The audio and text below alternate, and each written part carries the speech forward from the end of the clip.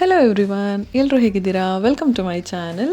ಇವತ್ತಿನ ವಿಡಿಯೋದಲ್ಲಿ ನಾವು ಕ್ವಿಕ್ಕಾಗಿ ಸಿಂಪಲ್ಲಾಗಿ ಮಿನಿಮಲ್ ಇಂಗ್ರೀಡಿಯೆಂಟ್ಸ್ ಜೊತೆ ಬ್ರೋಕನ್ ವೀಟ್ ಕಿಚಡಿ ಹೇಗೆ ಮಾಡೋದು ಅಂತ ನೋಡೋಣ. ಈ ಕಿಚಡಿ ಮಾಡಲಿಕ್ಕೆ ಮೇನ್ ಇಂಗ್ರೀಡಿಯೆಂಟ್ಸ್ ಅಂದರೆ ಬ್ರೋಕನ್ ವೀಟ್, ಹೆಸರುಬೇಳೆ ಮತ್ತು ಮನೇಲಿರುವಂಥ ತರಕಾರಿಗಳಾದ ಬೀನ್ಸ್, ಕ್ಯಾರೆಟ್ ಆ್ಯಂಡ್ ಆಲೂಗಡ್ಡೆ. ಕಿಚಡಿ ಮಾಡಲಿಕ್ಕೆ ಮೊದಲಿಗೆ ನಾವು ಹೆಸರುಬೇಳೆನ ನೆನೆಸಿಡಬೇಕು. 1 ಲೋಟ ಬ್ರೋಕನ್ ವೀಟ್ಗೆ ಅರ್ಧ ಲೋಟದಷ್ಟು ಹೆಸರುಬೇಳೆನ ತೊಗೊಂಡು ಒಂದು ಅರ್ಧ ಗಂಟೆ ನೆನೆಸಿಟ್ರೆ ಸಾಕು. ಸೊ ನೆಕ್ಸ್ಟು ಒಂದು ಪ್ಯಾನಲ್ಲಿ ಎಣ್ಣೆ ಅಥವಾ ತುಪ್ಪನ ತೊಗೊಂಡು ಆ ಬ್ರೋಕನ್ ವೀಟ್ನ ಚೆನ್ನಾಗಿ ಹುರ್ಕೊಳ್ಬೇಕು. ಲೈಕ್ ನಾವು ಉಪ್ಪಿಟ್ಟಿಗೆ ರವೆ ಹುರ್ಕೊಳ್ತೀವಲ್ಲ ಆ ಥರ ಬ್ರೋಕನ್ ವೀಟ್ನ ಚೆನ್ನಾಗಿ ಹುರ್ಕೊಳ್ಬೇಕು. ಬ್ರೋಕನ್ ವೀಟಲ್ಲಿ ಡಯಟ್ರಿ ಫೈಬರ್ಸ್ ಹೆಚ್ಚಾಗಿದೆ ಆ್ಯಂಡ್ ಆಲ್ಸೋ ಇದು ಲೋ ಗ್ಲೈಸಿಮಿಕ್ ಇಂಡೆಕ್ಸ್ ಫುಡ್ ಆಗಿರೋದ್ರಿಂದ ಡಯಾಬಿಟೀಸ್ ಇರೋರಿಗೆ ಮತ್ತು ವೆಯ್ಟ್ ಲಾಸ್ಗೆ ಟ್ರೈ ಮಾಡ್ತಿರೋರಿಗೆ ಇದು ಒಂದು ಗ್ರೇಟ್ ಆಪ್ಷನ್. ಬ್ರೋಕನ್ ವೀಟೆಲ್ಲ ಚೆನ್ನಾಗಿ ರೋಸ್ಟ್ ಆಗಿದೆ ಇವಾಗ. ನೆಕ್ಸ್ಟು ಒಂದು ಕುಕ್ಕರ್ನ ತೊಗೊಂಡು ಗ್ಯಾಸ್ ಮೇಲೆ ಇಟ್ಕೊಂಡು ಕುಕ್ಕರ್ಗೆ ಒಗ್ಗರಣೆಗೆ ಹಾಕೋ ಥರ ಒಂದು 2 ಸ್ಪೂನ್ ಅಥವಾ 3 ಸ್ಪೂನ್ ಆಯಿಲ್ ಹಾಕ್ಕೊಳ್ಬೇಕು. ಅಥವಾ ನೀವು ತುಪ್ಪ ಬೇಕಿದ್ದರೆ ಯೂಸ್ ಮಾಡ್ಕೊಳ್ಬಹುದು. ನಾನಿಲ್ಲಿ ಆಯಿಲ್ ಯೂಸ್ ಮಾಡ್ತಾ ಇದ್ದೀನಿ. ನೆಕ್ಸ್ಟು ಒಗ್ಗರಣೆಗೆ ಸಾಸಿವೆ, ಜೀರಿಗೆನ ಹಾಕ್ಕೋಬೇಕು.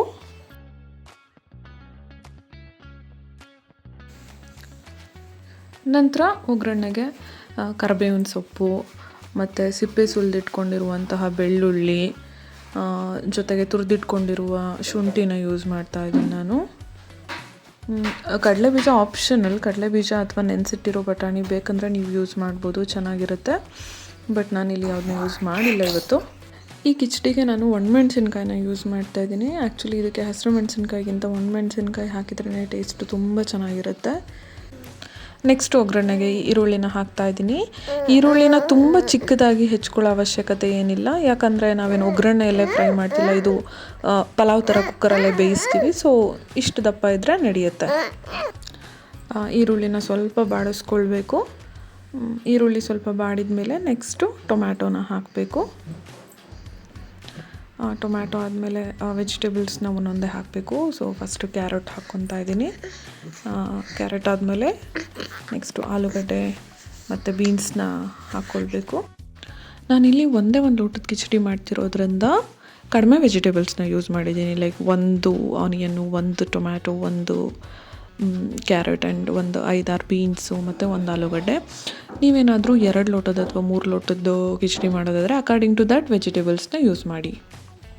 ತರಕಾರಿ ಎಲ್ಲ ಈ ಥರ ಆಯಿಲಲ್ಲಿ ಫ್ರೈ ಆದಮೇಲೆ ರುಚಿಗೆ ತಕ್ಕಷ್ಟು ಉಪ್ಪು ಮತ್ತು ಅರಿಶಿನವನ್ನು ಹಾಕ್ಕೊಳ್ಬೇಕು. ನಾನಿಲ್ಲಿ 1 ಟೇಬಲ್ ಸ್ಪೂನ್ ಉಪ್ಪು ಮತ್ತು 1/4 ಟೇಬಲ್ ಸ್ಪೂನ್ ಅರಿಶಿನ ಯೂಸ್ ಮಾಡ್ತಾ ಇದ್ದೀನಿ. ಇದು 2 ಇಂಗ್ರೀಡಿಯೆಂಟ್ಸ್ ನಾನು ಹಾಕ್ತಾ ಇರೋದು. ಇದಕ್ಕೆ ಯಾವುದೇ ಮಸಾಲ ಪುಡಿ ಆಗಲಿ ಅಥವಾ ಮೆಣಸಿನ ಪೌಡ್ರ್ ಆಗಲಿ ಏನೂ ಯೂಸ್ ಮಾಡ್ತಾ ಇಲ್ಲ.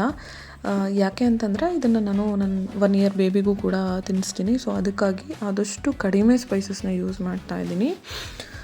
ಇದೆಲ್ಲ ಹಾಕಿದ ಮೇಲೆ ನೀರು ಹಾಕ್ಕೊಳ್ಬೇಕು. ನೀರು ಇವಾಗ ನಾವು 1 ಲೋಟ ಬ್ರೋಕನ್ ವೀಟ್ ತೊಗೊಂಡಿದ್ರೆ ಇದಕ್ಕೆ ಒಂದು 6 ಕಪ್ಪಷ್ಟು ನೀರು ಹಾಕ್ಕೊಳ್ಬೇಕು. ಸೊ ನೀರೆಲ್ಲ ಒಂದು ಸ್ವಲ್ಪ ಕುದಿಯೋಕ್ಕೆ ಸ್ಟಾರ್ಟ್ ಆದ ತಕ್ಷಣ ನಾವು ನೆನೆಸಿಟ್ಟಿರುವಂತಹ ಹೆಸರು ಬೇಳೆನ ಹಾಕಬೇಕು.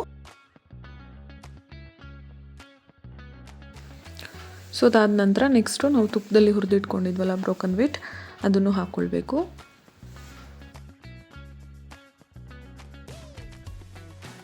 ಸೊ ಇವಾಗ ಕೊನೆಗೆ ಲಿಡ್ ಹಾಕೋಕ್ಕಿಂತ ಮುಂಚೆ ಸ್ವಲ್ಪ ಹೆಚ್ಚಿಟ್ಕೊಂಡಿರುವಂತಹ ಕೊತ್ತಂಬರಿ ಸೊಪ್ಪು ಆ್ಯಂಡ್ ಆಲ್ಸೋ ಹೆಚ್ಚಿಟ್ಕೊಂಡಿರುವಂತಹ ಪುದೀನ ಸೊಪ್ಪನ್ನ ಹಾಕ್ತಾ ಇದ್ದೀನಿ.